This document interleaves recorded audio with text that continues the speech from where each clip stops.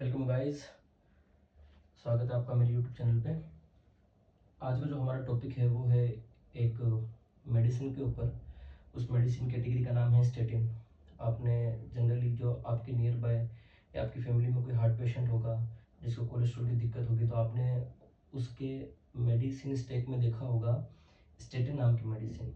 सिर्फ स्टेटिन नहीं मिलेगा आपको, स्टेटिन की कई फॉर्म मिलेंगी, लाइक अटोरवास्टेटिन, रोजवास्टेटिन, कई फॉर्म मिलेंगी। तो आज जो हमारा बेसिक टॉपिक है वो है हमारा स्टेटिन्स के ऊपर। स्टेटिन्स क्या करती है?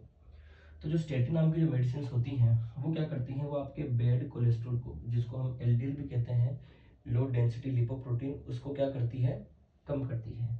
तो स्टेटिन का बेसिकली काम क्या है, बैड कोलेस्ट्रॉल को क्या करना बॉडी में कम। जो कोलेस्ट्रॉल आपकी ब्लड आर्टरीज में जम चुका है, जिसको हम प्लेक बोलते हैं, तो जो कोलेस्ट्रॉल आपकी आर्टरीज में जम चुका है जिसकी वजह से ब्लड फ्लो अच्छे से हो नहीं पा रहा है, हार्ट के अंदर ब्लड का सर्कुलेशन अच्छे से हो नहीं पा रहा है, तो उस प्लेक को, उस कोलेस्ट्रॉल को कम करना आर्टरीज में, वो काम किसका है, स्टेटिन का। It is the only medicine which cleans up your arteries. Okay. तो स्टेटिन क्या करती है? जब हम स्टेटिन का यूज करते हैं तो कुछ टाइम बाद स्टेटिन क्या करती है, आपकी लीवर में एक एंजाइम को ब्लॉक कर देगी। मीन्स आपने जैसे ही स्टेटिन का यूज करना स्टार्ट किया, स्टेटिन आपके लीवर में एक एंजाइम का प्रोडक्शन क्या कर देगी, ब्लॉक। इस एंजाइम का नाम क्या है, HMG को एंजाइम ए रिडक्टेज। HMG का मतलब क्या हो गया, हाइड्रोक्सी 3 मिथाइल ग्लूटरेल। ओके। तो जैसे ही आपने स्टेटिन लेना स्टार्ट किया, वो आपके लीवर में गई। लीवर में जाने के बाद उसने आपके एक एंजाइम HMG को ए रिडक्टेज को क्या कर दिया, बंद। इसका मतलब इसका कुछ यूज होगा। स्टेटिन ने इस एंजाइम का प्रोडक्शन लीवर में क्या कर दिया है, बंद। तो हम जानते हैं कि इस एंजाइम का वर्क क्या था। ये जो एंजाइम है इसका जो वर्क था वो काम था कोलेस्ट्रॉल बनाने का। क्या काम था, कोलेस्ट्रॉल। इसका मतलब कोलेस्ट्रॉल कौन बनाता है हमारी बॉडी में, लीवर। तो लीवर कोलेस्ट्रॉल बनाता है एक एंजाइम को यूज करके, और उस एंजाइम का नाम था HMG को ए रिडक्टेज। जैसे ही आपने स्टेटिन लेना स्टार्ट किया, आपके लीवर ने HMG को बनाना बंद किया। अगर HMG का प्रोडक्शन बंद हो जाएगा तो कोलेस्ट्रॉल का प्रोडक्शन भी ऑटोमेटिकली क्या हो जाएगा, बंद। तो ऑटोमेटिकली आपका जो बैड कोलेस्ट्रॉल है या LDL है वो क्या आ जाएगा, नीचे आ जाएगा, ड्रॉप आ जाएगा। तो इससे आपको राहत मिल जाएगी, इससे आपको बेनिफिट मिल जाएगा, बिल्कुल। तो स्टेटिन कैसे काम करते हैं आप समझ गए। लीवर में बनने वाला जो कोलेस्ट्रॉल है जिसके लिए एक एंजाइम की जरूरत थी, हमने उस एंजाइम को ही क्या कर दिया, ब्लॉक। तो कोलेस्ट्रॉल बन पाएगा क्या, नहीं बन पाएगा। तो चलिए आगे एक कंसेप्ट और देखते हैं। रिसर्च क्या कहती है स्टेटिन के बारे में। तो रिसर्च ये कहती है कि जो भी लोग स्टेटिन को यूज करते हैं या यूज कर रहे हैं, उससे हार्ट अटैक और स्ट्रोक का जो खतरा है वो 20 से 25% क्या हो चुका है, रिड्यूस। मतलब जिन भी लोगों को स्टेटिन दी गई है, पहले अभी भी दी जा रही है, उनके अंदर हार्ट अटैक और स्ट्रोक का खतरा 25 to 30% क्या हो चुका है, घट चुका है, कम हो चुका है।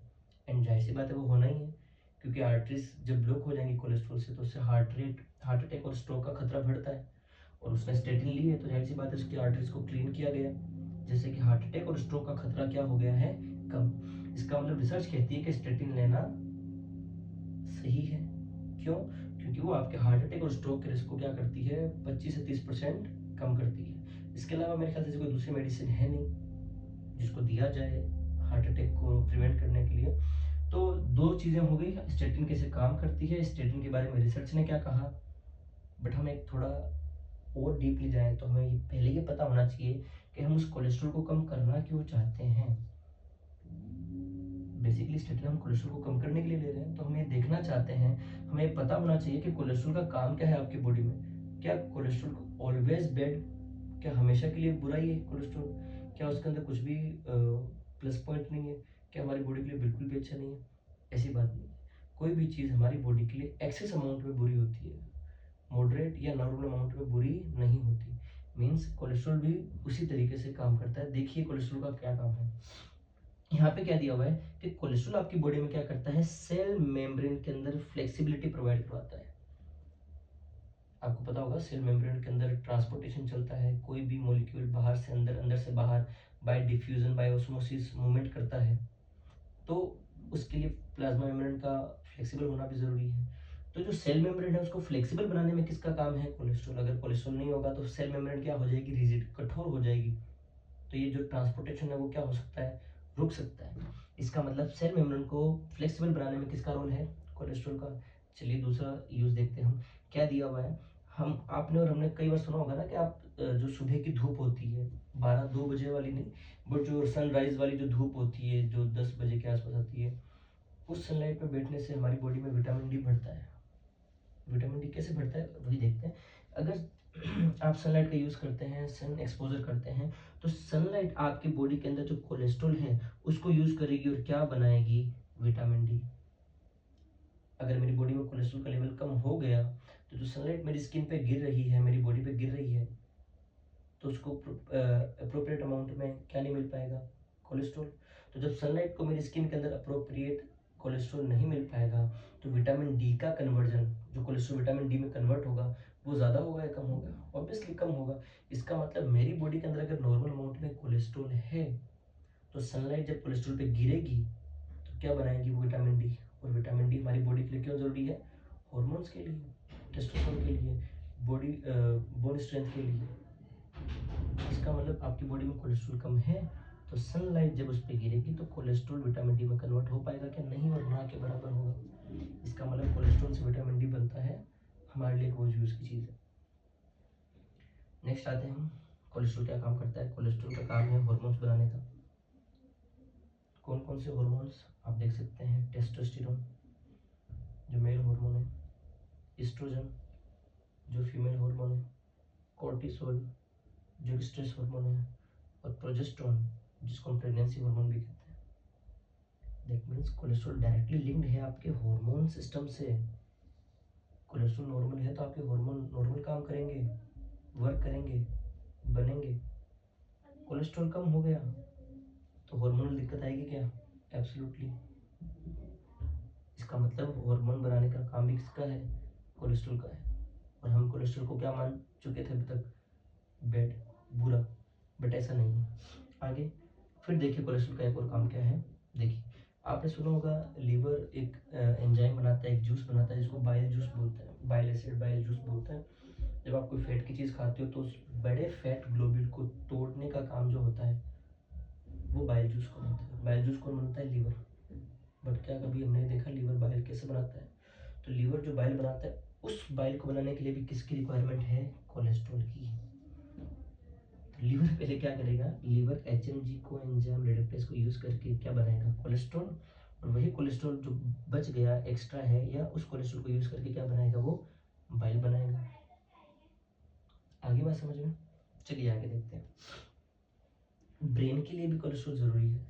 तो मेरी बॉडी में जितना भी कोलेस्ट्रॉल है उसका 25% कोलेस्ट्रॉल अकेला कहाँ मिलता है? ब्रेन में। Brain contains 25% cholesterol of our body. तो हमारी पूरी बॉडी का जो 25% कोलेस्ट्रॉल है वो अकेले किसके पास है? ब्रेन के पास है। तो ये सारे वर्क तो किसके हैं? कोलेस्ट्रॉल के हैं। इसका कोलेस्ट्रॉल हमारे लिए अच्छा है। तो कोलेस्ट्रॉल का ऑलवेज जो लेवल हमारी बॉडी में रहना चाहिए वो रहना चाहिए नॉर्मल। बहुत कम लेवल चला गया कोलेस्ट्रॉल का तो क्या नुकसान होगा? हमारा हमारा जो हार्मोनल सिस्टम है वो क्या हो जाएगा? इम्बैलेंस हो जाएगा। विटामिन डी का प्रोडक्शन हमारी बॉडी में इम्बैलेंस हो जाएगा। हमारी बॉडी की जो सेल हैं उनके अंदर फ्लेक्सिबिलिटी कम हो जाएगी। ब्रेन के अंदर कोलेस्ट्रॉल क्या पहुंचेगा? कम पहुंचेगा। बाइल का कन्वर्जन भी क्या होने लगेगा? कम होने लगेगा। तो इतने सारे नुकसान हैं कोलेस्ट्रॉल कम होने से। तो कई लोग जो सोच रहे होंगे ना हमारी बॉडी में कोलेस्ट्रॉल कम हो जाए, हम कम करना चाहते हैं, गलत बात है। आप ये देख लीजिए इतने सारे नुकसान आपको देखने को मिलेंगे। तो क्या करें? कोलेस्ट्रॉल का लेवल हमेशा नॉर्मल रखें। ज़्यादा हो गया तो क्या होगा? अभी आपको बताया, अगर कोलेस्ट्रॉल का लेवल आपकी बॉडी में ज़्यादा हो गया तो आपकी आर्टरीज में प्लेक मतलब जम जाएगा वो। तो क्या बनाएगा? वो प्लेक बनाएगा आर्टरीज के अंदर, जिसकी वजह से ब्लड फ्लो में क्या आएगी? रुकावट आएगी, दिक्कत आएगी। उसके अलावा क्या हो सकता है? Heart attack. ये सिर्फ कोलेस्ट्रॉल आर्टरीज में सिर्फ यहीं थोड़ी, ब्रेन में भी है। तो ब्रेन में अगर ब्लड का फ्लो रुक गया तो क्या हो सकता है? स्ट्रोक हो सकता है। बिल्कुल। तो हार्ट अटैक, स्ट्रोक, प्लेक, ये सारी कंडीशन कब होती हैं? जब कोलेस्ट्रॉल का लेवल आपकी बॉडी में नॉर्मल से ज़्यादा हो जाता है। इसलिए तो अच्छा कौन सा है, नॉर्मल कंडीशन में नॉर्मल लेवल का जो कोलेस्ट्रॉल है, जो नॉर्मल रेंज में है, वो हमारे लिए अच्छा है। बिल्कुल कम भी बुरा है और बिल्कुल ज़्यादा भी क्या है हमारे लिए बुरा। तो स्टेटिन से अब तक हमने क्या देखा कि वो एक ऐसी दवाई है जो बैड कोलेस्ट्रॉल को कम करती है, हार्ट अटैक और स्ट्रोक के रिस्क को 25 से 30% घटा देती है। स्टेटिन लीवर में एचएमजी को ए रिडक्टेज एंजाइम को बंद कर देगी, जिससे कि नया कोलेस्ट्रॉल बनना बंद हो जाएगा, जिससे कि बैड कोलेस्ट्रॉल में रिडक्शन होगा और पेशेंट को फ़ायदा होगा। कोलेस्ट्रॉल का क्या यूजेस है मैंने आपको बता दिया, बिल्कुल कम हो जाएगा तो क्या नुकसान होने वाले बता दिया, हाई हो गया कोलेस्ट्रॉल आपकी बॉडी में तो क्या नुकसान होने वाले बता दिया। अब हम पढ़ने जा रहे हैं क्या स्टेटिन वाकई में ही ऑल द टाइम अच्छी है, ऐसे कुछ साइड इफेक्ट भी है, वो हम देखने वाले हैं इसके नेक्स्ट पार्ट में।